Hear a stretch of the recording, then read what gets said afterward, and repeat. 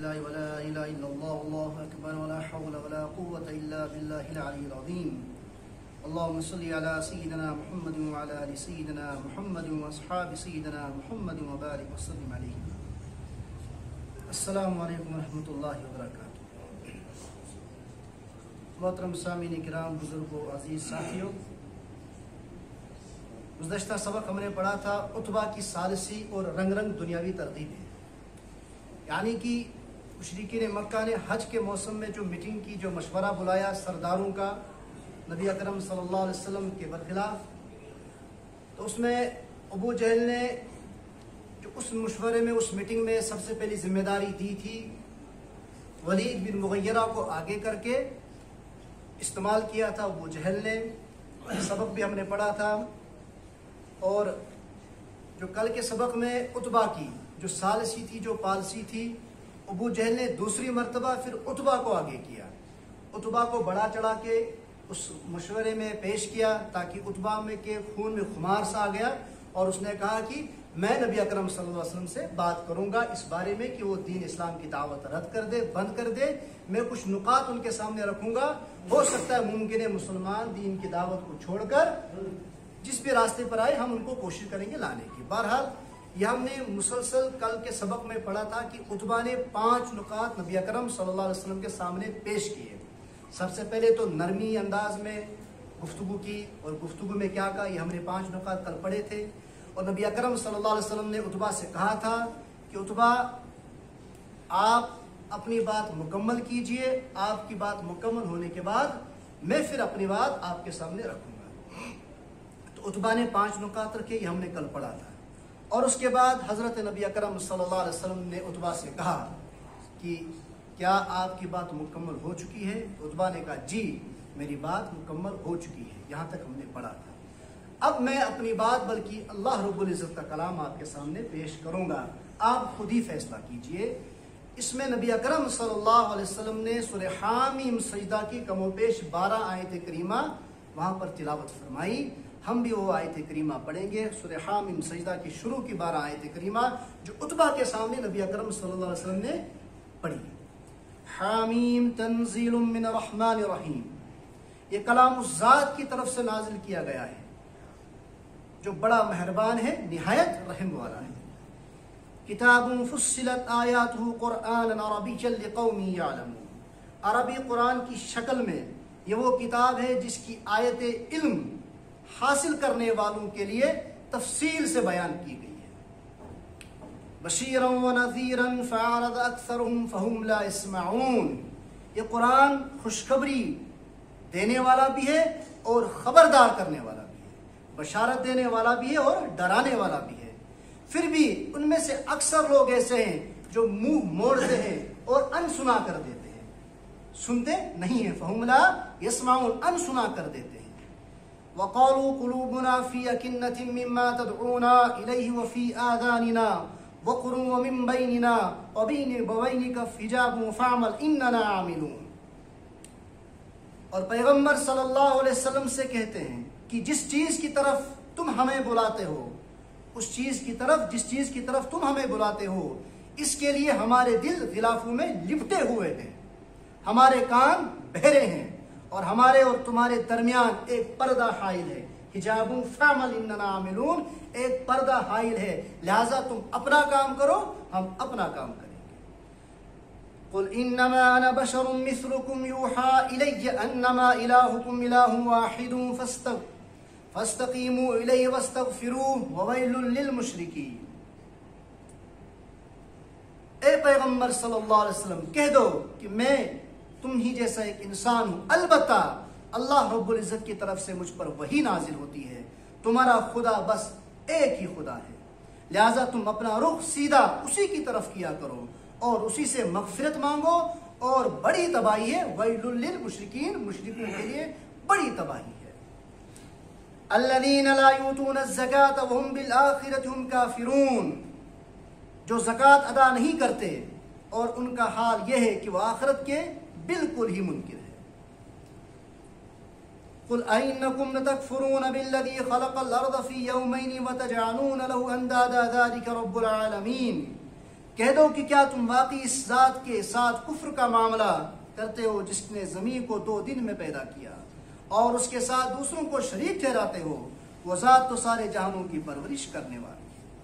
ثم استوى إلى السماء وهي دخان فقال لها وللأرض ائتيا طوعا أو كرها قالتا أتينا طاعين فقضاهن 7 سماوات في يومين وأوحى في كل سماء أمرها وزينا السماء الدنيا بمصابيح وحفظا ذلك تقدير العزيز العليم فإن أعرضوا فقل أنذرتكم صاعقة مثل صاعقة عاد وثمود۔ اور اس نے زمین میں جمے ہوئے پہاڑ پیدا کیے جو اس کے اوپر ابھرے ہوئے ہیں اور اس میں برکت ڈال دی اور اس میں توازن کے ساتھ اس کی غذائیں پیدا کی، سب کچھ 4 دن میں تمام سوال کرنے والوں کے لیے برابر۔ پھر وہ آسمان کی طرف متوجہ ہوا جبکہ وہ اس وقت دوہیں کی شکل میں تھا اور اس سے اور زمین سے کہا چلے آؤ، چاہے خوشی سے یا زبردستی سے۔ دونوں نے کہا ہم خوشی خوشی آتے ہیں۔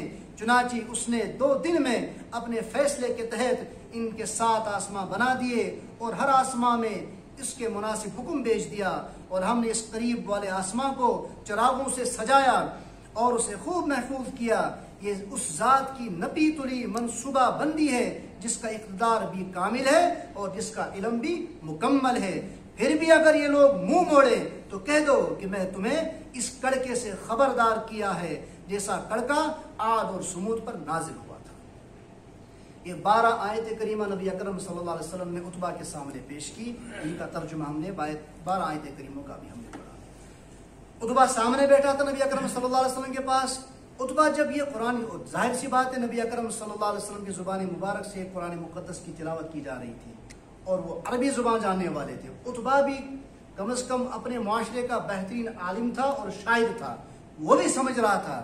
اور جب در زبان جناب محمد رسول اللہ صلی اللہ علیہ وسلم کی زبان مبارک سے قرآن مقدس کی آیت تلاوت ہو رہی تھی تو عتبہ کے اوپر ایک خوف ستاری ہو گیا تھا۔ وہ اس طرح بیٹھا ہوا تھا، سیرت نگار لکھتے ہیں کہ جب نبی اکرم صلی اللہ علیہ وسلم نے قوم عاد اور قوم سمود کی آیت مکمل کی تو عتبہ پیچھے ہو گیا، دونوں ہاتھ پیچھے رکھے اور پریشانی کے عالم میں، گھبراہٹ کے عالم میں دونوں ہاتھ پیچھے کر کے ٹیک لگا کر بالکل مشکل سے بیٹھا۔ پھر رحمت عالم صلی اللہ علیہ وسلم جب پڑھتے پڑھتے دوسرے رکوع میں قوم عاد اور قوم سمود کے عذاب پر پہنچے۔ اس کے آگے قوم عاد اور قوم سمود کی تفصیل ذکر ہے کہ ان کے اوپر رب العزت نے کس طریقے سے عذابات نازل کیے تھے۔ جیسے ابھی یہ عذاب ہم پر ٹوٹ پڑے گا، عتبہ سمجھ رہا تھا کہ آپ بس کیجئے۔ اس نے نبی اکرم صلی اللہ علیہ وسلم کے سامنے کھڑے ہو کر دونوں ہاتھ نبی اکرم صلی اللہ علیہ وسلم کے سامنے، چہرے کے سامنے رکھ لیے کہ بس کیجئے بھتیجے، بس کیجئے، آپ کو اپنے خاندان کا واسطہ، اپنی قوم کا واسطہ ہے، کہیں یہ عذاب ہمارے اوپر ہی نازل نہ ہو جائے۔ اتنا یقین ہو گیا تھا جب یہ قرآن مقدس کی آیت تلاوت ہو رہی تھی۔ پھر قوم اور خاندان کا واسطہ دینے لگا، بس کرو بس کرو، آپ کا خاندان تباہ ہو جائے گا۔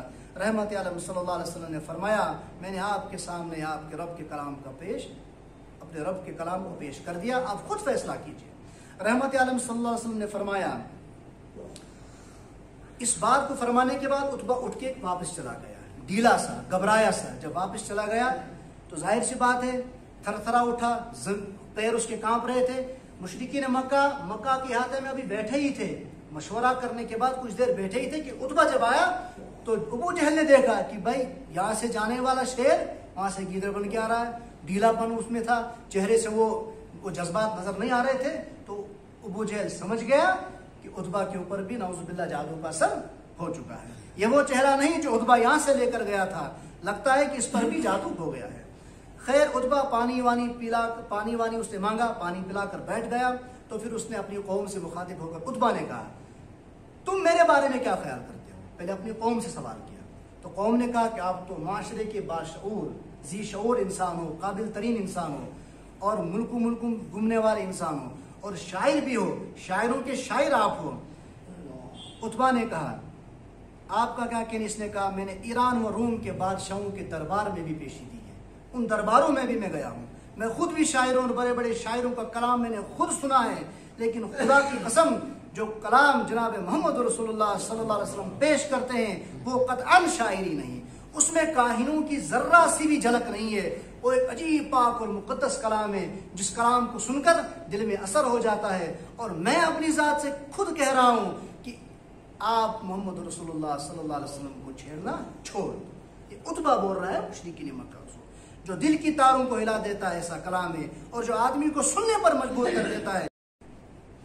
عتبہ نے یہ بھی کہا وہاں پر کہ یہ تو آپ ہی کا قوم کا آدمی ہے، آپ ہی کی نسل میں سے، آپ ہی کا قوم، آپ ہی کے قبیلے میں سے ہے۔ نبی اکرم صلی اللہ علیہ وسلم اگر غلبہ ان کو ہو گیا تو ظاہراً آپ کے خاندان میں سے، تو آپ کی عزت توقیر ہوگی، اور اگر زمانے نے بے وفائی کی تو ظاہر سی بات ہے کہ آپ کے اوپر ان کے خون کا ذمہ نہیں چڑھے گا، اس لیے آپ خاموش رہو۔ یہ عتبہ کے الفاظ تھے۔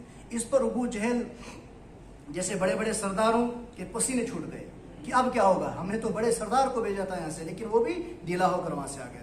لیکن وہ بہت چالاکی کے ساتھ لوگوں کے سامنے کہا مار کے ہنسنے لگا، مجلس میں بیٹھ کر ہنسا ہے کیا شو میں ایسا وہی مستی جادو گیا یوڑ شہر بنے تو اور اس تم جادو تو وہ جادو کہا مار کے ہنسنے لگا۔ عتبہ پر بھی وہی جادو ہو گیا ہے اور ان کی باتوں میں آ گیا ہے۔ عتبہ کو ابھی ایمان تو نصیب نہیں ہوا تھا، اس لیے وہ حالات سے ڈر کے کہنے لگا کہ بھائی میں نے تو بس اپنی رائے پیش کرنی تھی، میں ایسا واسطہ یہ بڑھ پانی رائے منی میں وہی ہوتا ہے رائے تمن مسیح ہوتا ہے، لیکن جو برادری کا فیصلہ ہوگا میں برادری کے ساتھ ہوں۔ اس نے ساتھ ہی کہا کہ باقی برادری کا فیصلہ سر آنکھوں پر۔ اس طرح لوگ اپنے اپنے تبصرے کرتے ہوئے اٹھ گئے اور پنچایت برخاست ہو گئی، بغیر کسی فیصلے کے وہاں سے پنچایت جو انہوں نے بٹھائی تھی وہ برخاست ہو گئی۔ اللہ رب العزت ہمیں سیرت پاک پر عمل کرنے کی توفیق عطا فرمائے۔ کل کا سبق جو ہم پڑھیں گے، حضرت ارقم بن ابی ارقم کا گھر اسلامی دنیا کا پہلا مدرسہ۔ صلی اللہ تعالیٰ